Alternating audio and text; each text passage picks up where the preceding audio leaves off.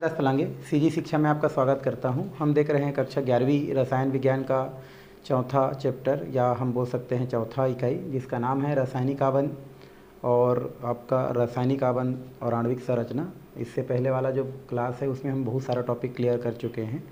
आज हम जो है आगे जो है इस चैप्टर का आगे का टॉपिक देखने वाले हैं। इससे पहले वाला जो हम था जो क्लास था उसमें हमने सहसंयोजी बंध और हाइड्रोजन अणु का बनना हम लोग देखे थे, और आज हम देखने वाले हैं संयोजकता बंध सिद्धांत। लेकिन इससे पहले हम थोड़ा सा क्या करते हैं, बात करते हैं थोड़ा सा बैक साइड, है ना। ये हाइड्रोजन अणु का बनना हम लोग क्या कर चुके थे, देख चुके थे, बट हम थोड़ा सा बात करते हैं फिर से सहसंयोजी बंध। किसकी बात करते हैं भाई? सहसंयोजी बंध। सहसंयोजी बंध क्या होता है पहले हम लोग क्या कर चुके हैं, पढ़ चुके हैं, या हम बोल सकते हैं सहसंयोजी जो यौगिक है हम इसकी बात कर सकते हैं, अथवा इसी में हम लोग लिख सकते हैं सहसंयोजी बंध, या हम लिखते हैं सहसंयोजी यौगिक, अथवा यहाँ पर लिख देता हूँ मैं सहसंयोजी यौगिक। सहसंयोजी क्या देखेंगे हम लोग? यौगिक। तो ये हम लोग क्या करने वाले हैं, अभी देखने वाले हैं सहसंयोजी बंध या हम लोग सहसंयोजी यौगिक। सहसंयोजी बंध या सहसंयोजी यौगिक का मतलब होता है कि जब दो परमाणु अपने संयोजी कोष में उपस्थित इलेक्ट्रॉनों का क्या कर लेता है, साझा कर लेता है, तो साझा करने से जो बंध बनता है वो बंध आपका क्या कहलाता है? सहसंयोजी बंध कहलाता है, और सहसंयोजी बंध के नाम से जाना जाता है। जैसे हम लोग बात कर रहे हैं यहाँ पर हाइड्रोजन का, जिसके अंतिम कक्षक में एक इलेक्ट्रॉन होता है, एक और हाइड्रोजन की बात करें तो इनके अंतिम कक्षक में भी एक इलेक्ट्रॉन होता है, और ये दोनों अपने एकाक इलेक्ट्रॉन का क्या कर लेता है, इस प्रकार से साझा कर लेता है। तो साझा करने से जो बंध निर्मित होता है, इस बंध को हम क्या बोलते हैं? सहसंयोजी बंध के नाम से क्या करते हैं, जानते हैं। और यहाँ पर जो बना हुआ यौगिक होता है ना, उन यौगिक को हम क्या बोलते हैं? सहसंयोजी यौगिक के नाम से जानते हैं, या सहसंयोजी यौगिक कहा जाता है। भाई बंध बनेगा तो यौगिक बनेगा, या यौगिक होगा तो उसमें क्या होगा? बंध होगा। तो इस तरीक़ा से हम सहसंयोजी जो बंध है या यौगिक को समझा सकते हैं। क्या समझा सकते हैं कि जब दो परमाणु या दो से अधिक परमाणु अपने संयोजी कोष में उपस्थित इलेक्ट्रॉनों का क्या करते हैं, अगर साझा कर देते हैं, और साझा करने के पश्चात जो यौगिक बनाते हैं उसे हम क्या बोलते हैं? सहसंयोजी यौगिक कहते हैं। और साझा के फलस्वरूप जो बंध बनता है उस बंध को हम क्या कहते हैं भाई? उस बंध को कहा जाता है आपका सहसंयोजी बंध कहा जाता है। तो ये हम लोग पहले जान चुके हैं। अब ये जो सहसंयोजी बंध होता है, ये जो क्या होता है हमारा जो सहसंयोजी बंध होता है, ये बहुत ही क्या होता है, एक बोल सकते हैं इनकी व्याख्या थोड़ा सा कठिन है ना। इसके बारे में थोड़ा सा समझना एक सामान्य स्थिति में नहीं समझा जा सकता है, थोड़ा जटिल है। अतः सहसंयोजी जो बंध है उसकी व्याख्या के लिए मैं आपको पहले भी बताया हूँ कि कई प्रकार का जो सिद्धांत है वो दिया गया है। किनकी व्याख्या करने के लिए भाई? सहसंयोजी जो बंध है उनकी व्याख्या करने के लिए, जिसमें से हमने एक पहले लैग्म्यूर जो सिद्धांत था, है ना, जिसके आधार पर सहसंयोजी बंध को समझा था, वो कंप्लीट हो गया था। ठीक है, आगे दो सिद्धांत और बचा है जिन सिद्धांतों को हमको पढ़ना है, जिसमें से पहला है हमारा संयोजकता बंध सिद्धांत। संयोजकता बंध सिद्धांत, संयोजकता बंध सिद्धांत। ठीक है, उस समय भी मैं आपको इसके बारे में बताया था। संयोजकता बंध सिद्धांत, जिसे हम बैलेंस बॉन्ड थ्योरी बोलते हैं। क्या बोलते हैं भाई इसको?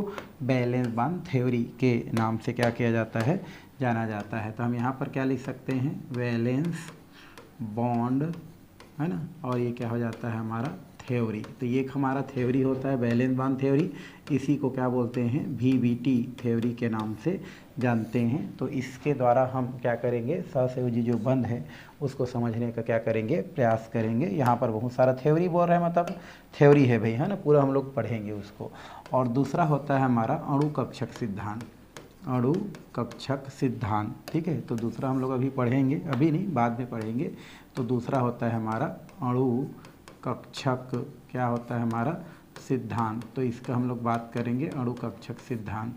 अब ये जो अणु कक्षक सिद्धांत है उसको क्या बोलते हैं हम लोग? इसको बोलते हैं मॉलिक्यूलर ऑर्बिटल, है ना, थ्योरी के नाम से जाना जाता है, थ्योरी कहा जाता है भाई। तो ये हो जाता है मॉलिक्यूलर ऑर्बिटल थ्योरी, और शॉर्ट फॉर्म में बोलते हैं MOT थ्योरी। ठीक है, एमओटी थ्योरी। तो ये दो थ्योरी है और जिन दोनों थ्योरी के आधार पर हम ससंयोजी बंध की क्या कर सकते हैं, व्याख्या कर सकते हैं, या ये दोनों थ्योरी ससंयोजी बंध से संबंधित क्या जानकारी देता है वो हम आगे क्या करने वाले हैं, पढ़ने वाले हैं। बड़ा बड़ा थ्योरी है तो हम लोग क्या करते जाएंगे भाई, पढ़ते जाएंगे। अलग बात है कि पेपर में पूछे नहीं पूछे वो अलग चीज़ है, बट जानकारी के लिए बहुत ही क्या है, ये आपका जानना आवश्यक है। तो पहले हम किसके पास चलते हैं भाई, हम पहले चलते हैं सहसंयोजक बंध सिद्धांत, जिसको अंग्रेजी में बैलेंस बॉन्ड थ्योरी या हम शॉर्ट फॉर्म में बोलेंगे तो बीबीटी के नाम से जानते हैं। तो इसके पास क्या करते हैं, हम लोग चलते हैं। ठीक है, अब ये आगे हमारा बैलेंस बॉन्ड थ्योरी जो यहाँ पर लिखा है हमारा बैलेंस बॉन्ड थ्योरी, और शॉर्ट फॉर्म में क्या बोलते हैं इसको भाई, बीबीटी थ्योरी के नाम से क्या करते हैं, जानते हैं। ये जो थ्योरी है, इस थ्योरी को आपका 4 वैज्ञानिक है जिनको देने का क्या होता है, श्रेय जाता है। जिनमें से एक है हमारा हिटलर है हमारे, इसमें क्या है हमारा एक हिटलर है, ये हमारा क्या है, हिटलर एक साइंटिस्ट हम लोग देखें हिटलर, और इसी के सहपाठी हमारे लंदन। ठीक है, कौन है हमारा भाई, लंदन। तो 2 साइंटिस्ट इसमें है हमारा, हिटलर और क्या है हमारा लंदन। इन्होंने सन 1927 में इस थ्योरी को क्या किया था, दिया था। बाद में इसमें देखा गया कि कुछ त्रुटि है, तो इसी थ्योरी को बाद में 1933 में पुनः 2 साइंटिस्ट, एक था हमारा पावलिंग और दूसरा था स्लेटर। दूसरा क्या था भाई हमारा, स्लेटर। तो ये 2 साइंटिस्ट था जिन्होंने पुनः उसमें कुछ सुधार करके क्या दिया गया हमारा 1933 में उसको पुनः क्या किया गया, दिया गया। तो इस प्रकार से बोल सकते हैं कि हिटलर तथा लंदन या और बोल सकते हैं पॉलिंग तथा स्लेटर द्वारा दी गई जो भी क्या होती है, जो सिद्धांत है, जो दी गई थ्योरी है, वही क्या कहलाता है आपका संयोजकता बंध सिद्धांत कहलाता है। और ये जो सिद्धांत है वो आपका सहसंयोजी बंध की व्याख्या के लिए क्या किया जाता है, आपका दिया जाता है। तो इस सिद्धांत को हम लोग लिखना चाहेंगे तो क्या कर सकते हैं, यहाँ पर लिख सकते हैं इस सिद्धांत को 1927 में हिटलर एंड कौन है हमारा लंदन तथा बाद में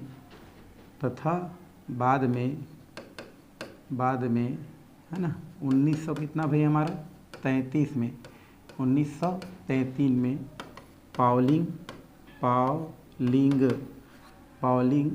एंड कौन था हमारा स्लेटर है ना द्वारा प्रतिपादित किया गया।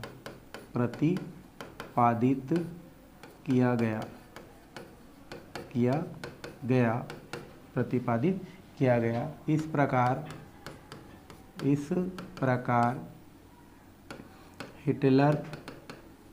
हिटलर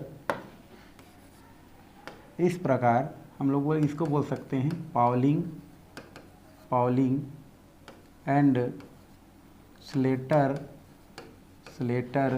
द्वारा प्रतिपादित सिद्धांत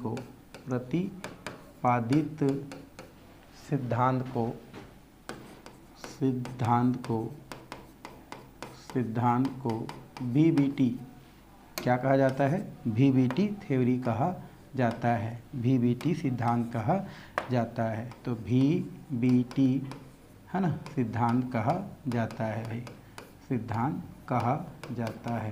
तो इस तरीक़ा से आप क्या कर सकते हैं, बता सकते हैं। और यह सिद्धांत है ना सहसंयोजक बंध की व्याख्या करता है। यह सिद्धांत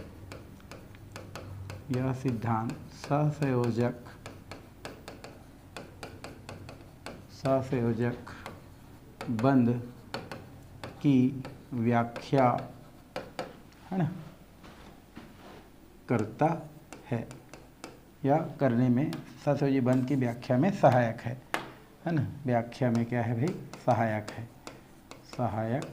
है। तो इस तरीक़ा से हम क्या कर सकते हैं, इसमें कुछ बता सकते हैं कि जो बैलेंस बॉन्ड थ्योरी होता है, इस थ्योरी को सबसे पहले कौन दिया भाई हमारा, हिटलर, और कौन दिया हमारा यहाँ से लंदन के द्वारा दिया गया। बट उस सिद्धांत में या उनके द्वारा जो भी सिद्धांत दिया गया उस समय थोड़ा सा क्या था, उसमें त्रुटि था है ना, कुछ गलतियाँ था। उस सिद्धांत को फिर जो है दोबारा 1933 में क्या किया गया, और स्लेटर के द्वारा पुनः क्या किया गया, प्रतिपादित किया गया।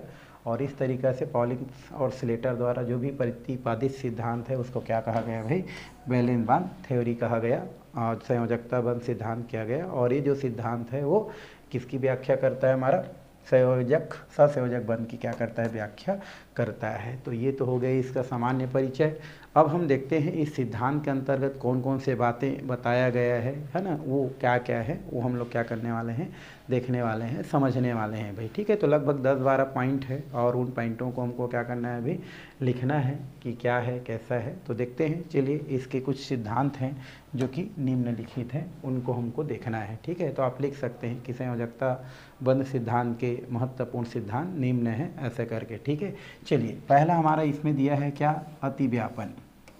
अतिव्यापन, वैसे हम अतिव्यापन इससे बात पढ़ने वाले हैं। अतिव्यापन क्या होता है, अतिव्यापन रियल में क्या होता है कि जब दो परमाणु और जिनके जो क्या होते हैं, संयोजी कक्षा होते हैं जो कि अर्धपूरित होते हैं, जब आपस में क्या हो जाते हैं, आपके मिश्रित हो जाते हैं, तो वो अतिव्यापन कहलाते हैं। ठीक है, तो यहाँ पर क्या होता है अतिव्यापन में कि कोई भी जो क्या होता है अणु बनता है, तो उस अणु को बनाने में क्या होता है, जो परमाणु योगदान देता है ना। हम जानते हैं भाई कि जो अणु होता है, अणु दो परमाणुओं से मिलकर बना होता है, मतलब अणु के निर्माण में क्या होता है, परमाणु योगदान देता है। तो उस अणु के अंदर परमाणु क्या होता है आपका, उनका अस्तित्व क्या होता है, सुरक्षित रहता है, या अणु में परमाणु क्या होता है, सुरक्षित रहता है, ये हम जानते हैं। ठीक है, और जो भी बंध निर्माण में जो क्या होता है, भाग लेने वाला जो परमाणु है, उनका जो क्या होता है आपका संयोजी कक्षक होता है, जो कि आपका बोल सकते हैं अर्धपूरित होता है। वो आपस में क्या करते हैं, अधिव्यापन करते हैं, और वो अधिव्यापन करके फिर सहसंयोजी बंध का क्या कर सकते हैं,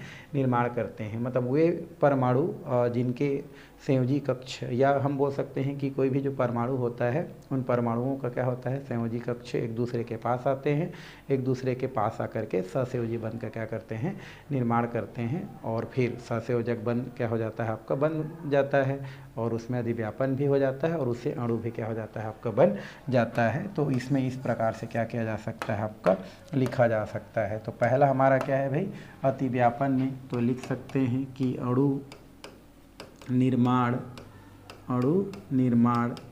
में भाग लेने वाले, अणु निर्माण में भाग लेने वाले है ना, परमाणु है ना, अणु निर्माण में क्या करने वाले, भाग लेने वाले परमाणु, अणु के अंदर परमाणु अणु में क्या होते हैं, अणु में सुरक्षित रहते हैं, या हम बोल सकते हैं संरक्षित रहते हैं। तो अणु निर्माण में भाग लेने वाले परमाणु अणु में क्या होते हैं, संरक्षित रहते हैं, संरक्षित होते हैं। और आगे हम बोल सकते हैं कि बंध निर्माण में भाग लेने वाले परमाणु के संयोजी कक्षक आपस में अतिव्यापन कर है ना, सहसंयोजक बंध का क्या करते हैं, निर्माण करते हैं, सहसंयोजक बंध का निर्माण करते हैं और अणु बनाते हैं।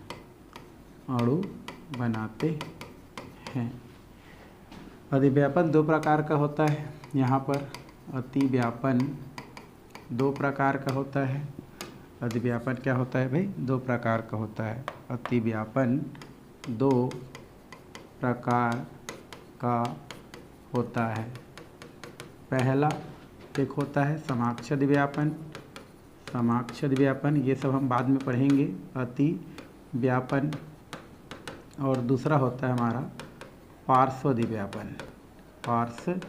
अतिव्यापन।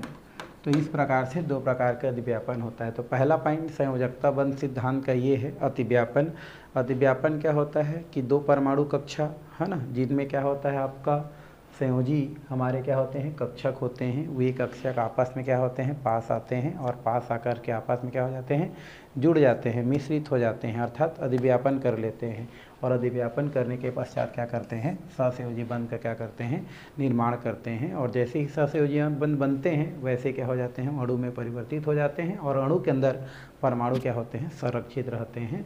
और अधिव्यापन की बात करें तो अधिव्यापन कितने प्रकार के होते हैं भाई, ये 2 प्रकार के होते हैं। पहला हमारा समाक्ष अधिव्यापन और दूसरा होता है पार्श्व अधिव्यापन। तो इसमें आपको यही करना है कि संयोजकता बंध सिद्धांत के अनुसार 2 परमाणु, हाँ ना, या 2 परमाणु के जो क्या होते हैं, जो संयोजी कक्षक होते हैं वो आपस में क्या करते हैं, अधिव्यापन कर सहसंयोजी बंध का क्या करते हैं, निर्माण करते हैं। ऐसे भी आप क्या कर सकते हैं, लिख सकते हैं। थ्योरी है भाई, थ्योरी आप समझ के लिख सकते हैं। जैसे मैं आपको बताया कि पहला पॉइंट क्या है, अधिव्यापन है, तो आप बोल सकते हैं कि बंध निर्माण में जो भी भाग लेने वाले जो परमाणु हैं, उन परमाणु के जो क्या होते हैं, आपके संयोजी जो कक्षक होते हैं, वो संयोजी कक्षक क्या होते हैं, संयोजी जो कक्षक होते हैं वही कक्षक क्या करते हैं, आपस में अधिव्यापन करते हैं और सहसंयोजी बंध का क्या करते हैं, निर्माण करते हैं और अणु बनाते हैं। यही इसमें क्या करना है, आपको लिखना है और कुछ लिखने की ज़रूरत नहीं है भाई। चलिए अब हम क्या करते हैं, सेकेंड के पास चलते हैं। अर्धपूर्ण कक्षक।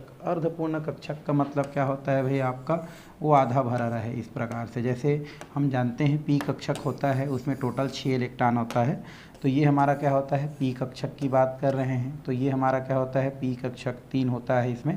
और इसमें अगर हम आधा की बात करें तो ये आपका क्या होता है, आपका अर्धपूर्ण कक्षक होता है, अर्धपूरित कक्षक कहलाता है। तो अर्धपूर्ण कक्षक ही क्या करता है, बंध निर्माण में क्या कर सकता है, भाग ले सकता है और वही सहसंयोजी बंध का क्या करता है, निर्माण करता है। पूर्ण भरा हुआ कक्षक कभी भी बंध निर्माण में भाग नहीं लेता है भाई, उसको क्या ज़रूरत है, उनको इलेक्ट्रॉन की ज़रूरत ही नहीं है, ठीक है।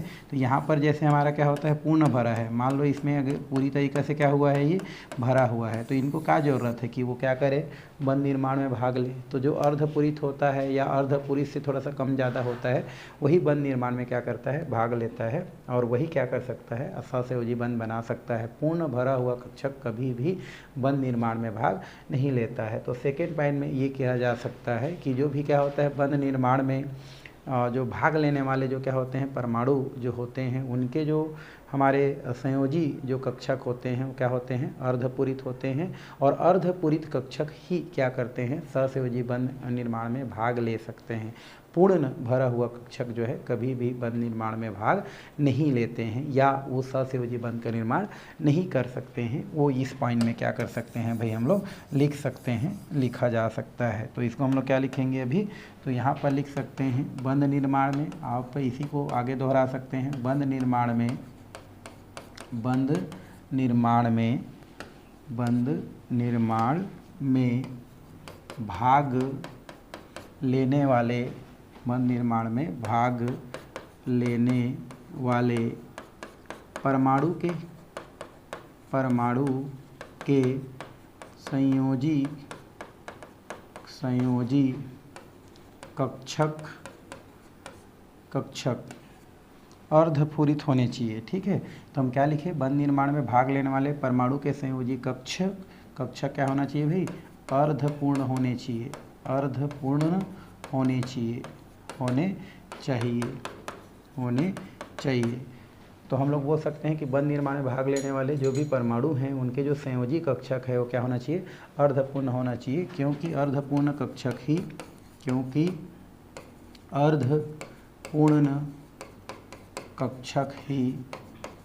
कक्षक ही है ना, बंध निर्माण में भाग ले सकते हैं, बंध निर्माण में भाग ले सकते हैं, बंध निर्माण में क्या कर सकते हैं, भाग ले सकते हैं, ठीक है। और सहसंयोजी बंध है ना, बना सकते हैं, क्योंकि पूर्ण कक्षक या पूर्ण भरा कक्षक, पूर्ण पूरित कक्षक, क्योंकि पूर्ण पूरित कक्षक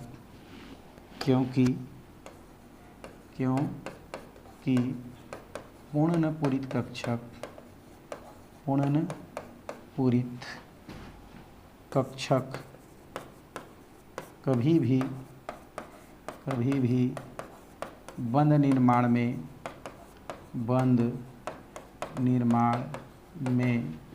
भाग नहीं लेते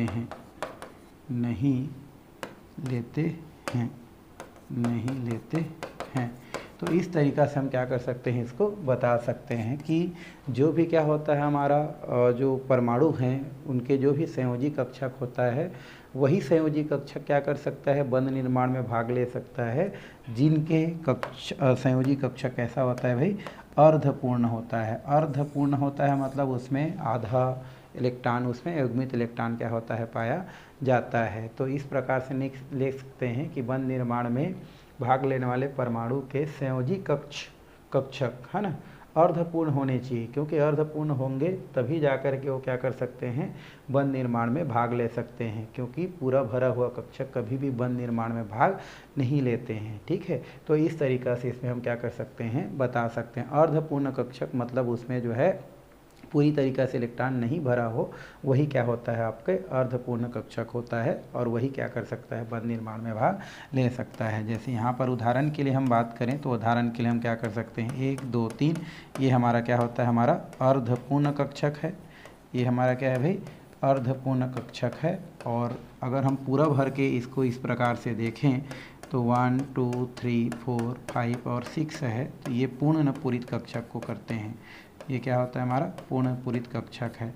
तो पूर्ण पूरित कक्षक जो है बंद निर्माण में भाग नहीं लेते हैं, केवल अर्धपूरित कक्षक क्या करते हैं, आपका बंद निर्माण में भाग लेते हैं। तो कितना पॉइंट हो गया भाई, 2 पॉइंट हो गया। पहला पॉइंट में आप क्या लिख सकते हैं, अधिव्यापन है। तो बंद निर्माण में जो भी भाग लेने वाले परमाणु होते हैं उनके जो संयोजी कक्षक होते हैं वो आपस में अधिव्यापन करते हैं, और अधिव्यापन करने के पश्चात ससंयोजी बंध का निर्माण करते हैं, अणु बनाते हैं। दूसरा होता है हमारा अर्धपूर्ण कक्षक, कि जो भी बंद निर्माण में भाग लेने वाले जो परमाणु होते हैं उनके संयोजी जो कक्षक होते हैं वो अर्धपूर्ण होते हैं, अर्थात अर्धपूर्ण कक्षक ही क्या कर सकते हैं, ससंयोजी बंद निर्माण में क्या कर सकते हैं, भाग ले सकते हैं, या बंद निर्माण में भाग ले सकते हैं और ससंयोजी बंध का निर्माण कर सकते हैं। पूर्ण भरे हुए कक्षक कभी भी बंद निर्माण में भाग नहीं ले सकते हैं। ऐसा किनका कहना है भाई, हमारा वैलेंस बॉन्ड थ्योरी का कहना है। ठीक है, चलिए नेक्स्ट पॉइंट की ओर हम क्या करते हैं, चलते हैं। आगे है विपरीत चक्रण। आगे क्या है हमारा, विपरीत चक्रण दिया है। विपरीत चक्रण का मतलब क्या होता है, विपरीत चक्रण मतलब ये होता है कि जैसे हमारा कक्षक है तो इसमें एक इलेक्ट्रॉन क्लॉकवाइज और दूसरा जो कक्षक इलेक्ट्रॉन है वो एंटी क्लॉकवाइज होता है। ठीक है, जिसे हम लोग पाउली के अपवर्जन सिद्धांत में पढ़े हैं। तो कोई भी क्या होता है, बंद निर्माण में भाग लेने वाले जो परमाणु होता है उनके जो संयोजी कक्षक में है ना, जो संयोजी कक्षक होता है जो अर्धपूरित होता है उसमें विपरीत इलेक्ट्रॉन होने की क्या होता है, आवश्यकता होता है। मतलब विपरीत इलेक्ट्रॉन होता है तभी जा कर के क्या कर सकता है, वो बंद निर्माण में क्या कर सकता है, भाग ले सकता है, अन्यथा वो बंद निर्माण में भाग नहीं ले सकता है। तो उसको फिर से क्या किया जाता है, यहाँ से क्या किया जा सकता है भाई, लिखा जा सकता है कि बंद निर्माण में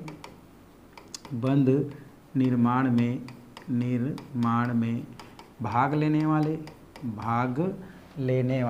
बंद निर्माण में क्या लेने वाले भाई, भाग लेने वाले परमाणु कक्षक के बंद निर्माण में भाग लेने वाले परमाणु के संयोजी कक्षक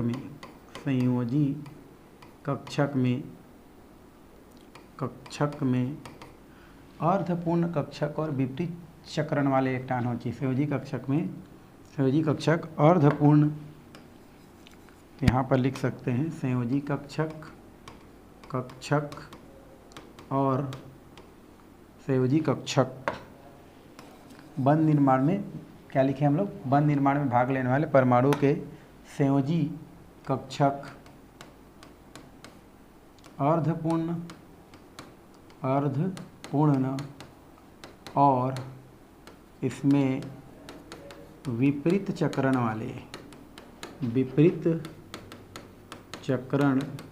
वाले इलेक्ट्रॉन होने चाहिए। चाहिए। तो हम लोग क्या कर सकते हैं, यहाँ पर लिख सकते हैं, हमारा बैलेंस बॉन्ड थ्योरी का कहना है कि बंध निर्माण में जो भी परमाणु क्या कर रहा है, भाग ले रहा है, उसके संयोजी कक्षक पहले क्या होना चाहिए, अर्धपूर्ण होना चाहिए, और उस अर्धपूर्ण कक्षक में इलेक्ट्रॉन क्या होना चाहिए, विपरीत चक्रण होना चाहिए, क्योंकि विपरीत चक्रण वाले जो हमारा क्या होता है, जो परमाणु कक्षक होते हैं वही क्या कर सकते हैं, बंध निर्माण में भाग ले सकते हैं। तो यहाँ पर लिख सकते हैं, क्योंकि विपरीत चक्रण वाले, विपरीत है ना चक्रण वाले या विपरीत चक्रण वाले परमाणु कक्षक ही, क्योंकि विपरीत चक्रण वाले है ना संयोजी अर्धपूरी संयोजी कक्षक या परमाणु कक्षक ही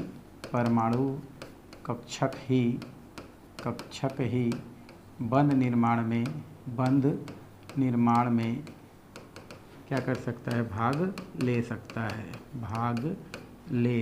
सकता है। तो इस प्रकार से हम इसमें क्या कर सकते हैं, इसको लिख सकते हैं भाई। तो क्या बोले कि बैलेंस बॉन्ड थ्योरी के अनुसार हम बोल सकते हैं कि भाई बंध निर्माण में वही कक्षक भाग लेता है, और जिस कक्षक में अर्धपूरित क्या होता है, हमारा कक्षक, या वही कक्षा भाग लेता है जिसमें अर्धपूरित क्या होता है, हमारा कक्षक उपस्थित होता है, उनमें इलेक्ट्रॉनों का चक्रण कैसा रहता है, विपरीत रहता है।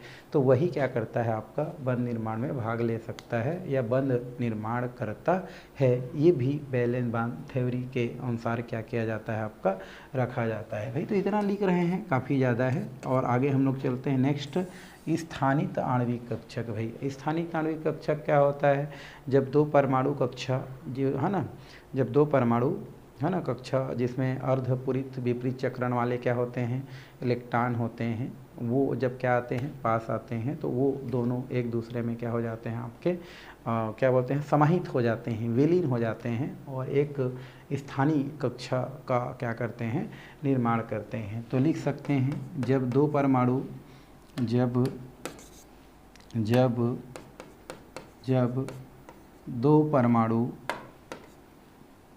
कक्षक या जब दो परमाणु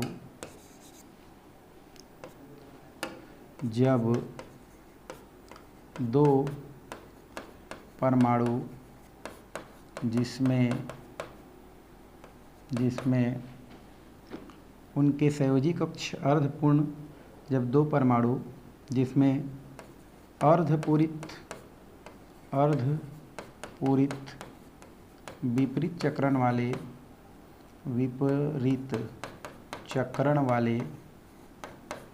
जब दो परमाणु जिसमें अर्धपूरित विपरीत चक्रण वाले परमाणु कक्षक संयोजी कक्षक,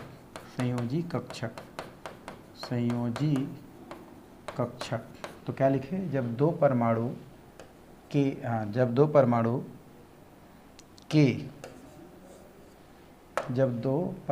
के अर्धपूरित विपरीत चक्रण वाले संयोजी कक्षक, ठीक है। तो इनको फिर से लिखते हैं, क्या लिखेंगे भाई, बंध निर्माण में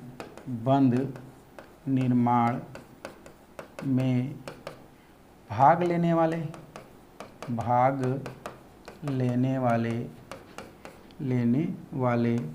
परमाणु के संयोजी कक्षक परमाणु के संयोजी कक्षक जिसमें है ना विपरीत चक्रण वाले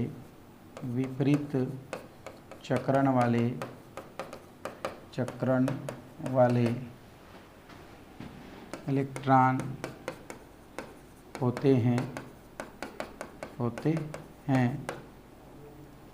आपस में, विपरीत चक्रण वाले क्या होते हैं, इलेक्ट्रॉन होते हैं, जब आपस में मिलते हैं तो दोनों परमाणु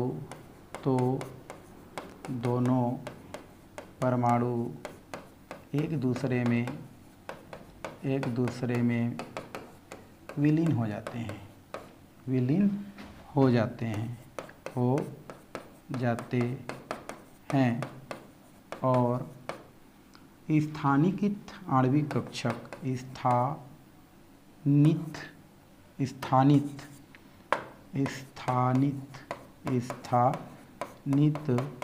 आणविक कक्षक का निर्माण करते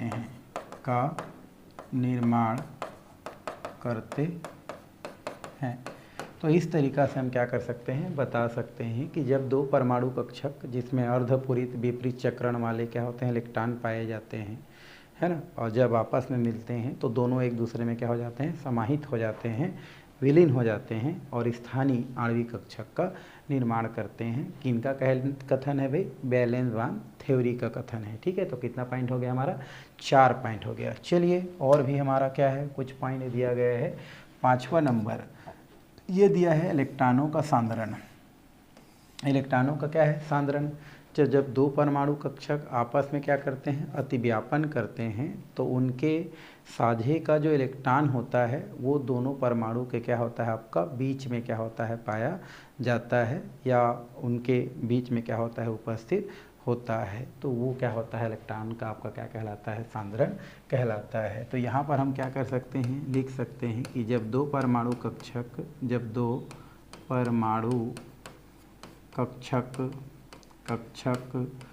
आपस में अतिव्यापन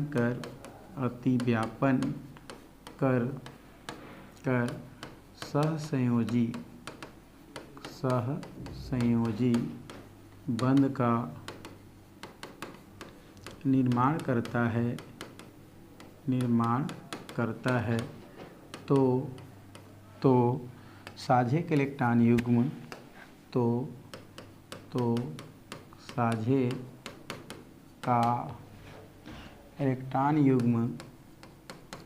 साझे का इलेक्ट्रॉन युग्म दोनों परमाणु के मध्य में उपस्थित रहता है। तो बोल रहे हैं कि जब दो परमाणु आपस में क्या करते हैं, हमारे इलेक्ट्रॉनों का क्या करते हैं भाई, साझा करते हैं। जैसे हम हाइड्रोजन को ही पकड़ लेते हैं तो दो हमारा क्या है, हमारा परमाणु है, हाइड्रोजन परमाणु।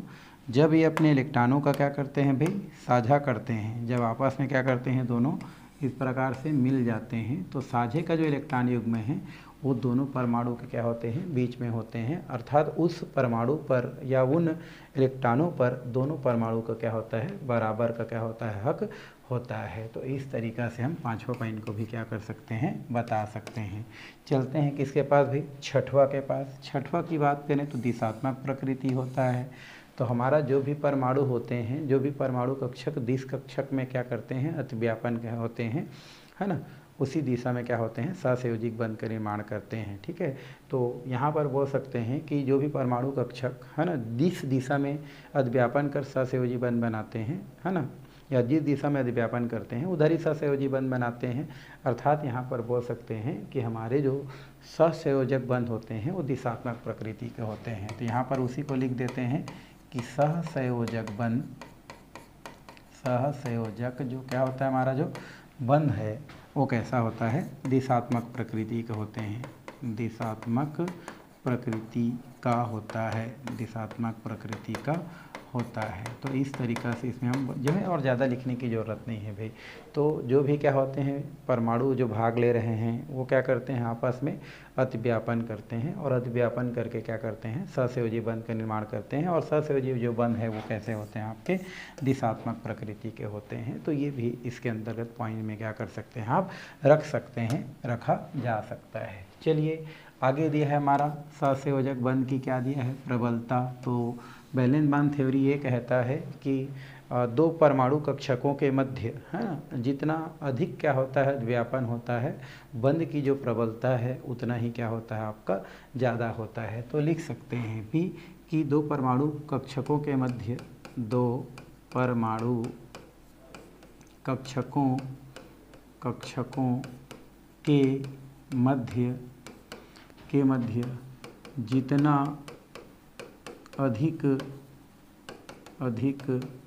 अतिव्यापन होता है, दिव्यापन होगा बंध की प्रबलता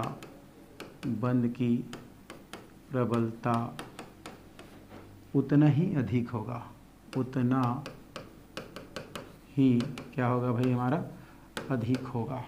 बंध की प्रबलता उतना ही क्या होगा, अधिक होगा। तो इसमें आपको और ज़्यादा नहीं लिखना है कि सहसंयोजी बंध की जो प्रबलता होता है वो किस पर निर्भर करता है, अधिव्यापन पर करता है। अगर दो परमाणु कक्षक के मध्य अधिव्यापन जितना ज़्यादा होता है, सहसंयोजी बंध की प्रबलता उतनी ही क्या होता है, आपका ज़्यादा होता है। कहने का मतलब ये है कि अगर काफ़ी अच्छे से क्या हो रहा है, अधिव्यापन बन रहा है, तो उस स्थिति में उस बंध की प्रबलता क्या होगा, ज़्यादा होगा।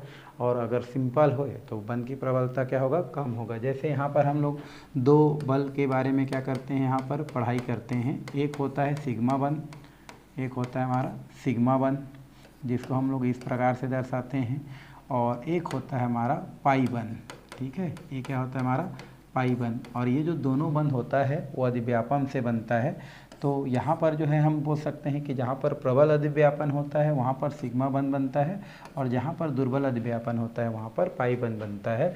और ये जो पाई बंध होता है वो आपका क्या होता है, आपका दुर्बल प्रवृत्ति का होता है, और सिग्मा बंध होता है वो आपका क्या होता है, आपका प्रबल प्रवृत्ति का होता है। तो इस पॉइंट में इतना लिख सकते हैं कि जब दो परमाणु कक्षक है ना, जिसमें अर्धपूरित है ना विपरीत चक्रण वाले क्या होता है हमारा इलेक्ट्रॉन पाया जाता है, जो अर्धपूरित और विपरीत चक्रण वाले इलेक्ट्रॉन उपस्थित होता है, ऐसे परमाणु कक्षक जब आपस में क्या करते हैं, मिलते हैं, और मिल करके जब हम क्या करते हैं, सहसंयोजी बंध बनाते हैं, तो उस बंध की प्रबलता उन दोनों परमाणु के जो मिलने की प्रक्रिया है, अर्थात जो अधिव्यापन की प्रक्रिया है, उस पर निर्भर करता है। यदि अधिव्यापन उनके बीच क्या होता है, ज़्यादा होता है, तो प्रबलता बंध की उतनी ही ज़्यादा होती है। और यदि वहाँ पर अधिव्यापन थोड़ा सा दुर्बल हो जाता है या मिलने की स्थिति दुर्बल हो जाता है, तो वहाँ पर उनकी जो बंध की प्रबलता होती है वो क्या हो जाती है, दुर्बल हो जाती है। तो ये इस पॉइंट में लिखी जा सकती है। 8वां पॉइंट, कक्षकों की सममिति पर भी हमारा जो क्या करता है, बंध की स्थिति क्या करता है, निर्भर